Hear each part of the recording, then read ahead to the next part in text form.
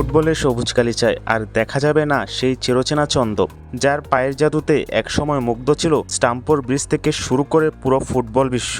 Europe থেকে Asia তার জাদুকরী পারফরম্যান্সে কেঁপেছে প্রতিপক্ষের রক্ষণভাগ।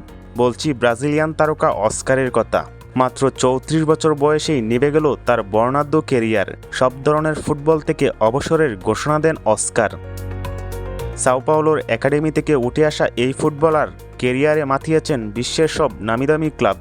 ইন্টারন্যাশনাল থেকে যখন চেলসিতে যোগ দেন, অনেকেই দেখেছিল তাকে ব্রাজিলের পরবর্তী মেগাস্টার হিসাবে। এরপর চীন হয়ে কেরিয়ারের শেষ বেলায় আবারও ফিরে আসেন শিকড়ের টানে। ক্লাব কেরিয়ারে ৫৫৬ ম্যাচে ১৩৪ গোল আর ২০৩টি অ্যাসিস্ট। একজন মিডফিল্ডারের জন্য এই পারফরম্যান্স সত্যিই প্রশংসনীয়। গত নভেম্বরে সাও পাওলোতে ফেরার পর অনুশীলনে হঠাৎ জ্ঞান হারান, রক্তচাপ কমে যায় আর হৃদস্পন্দন বন্ধ হয়ে আসে। শারীরিক এই অবস্থার পর আবারও মাঠে নামা ছিল অত্যন্ত ঝুঁকিপূর্ণ। সেই বাস্তবতাকে মেনে নিয়েই অবসরের সিদ্ধান্ত নেন তিনি।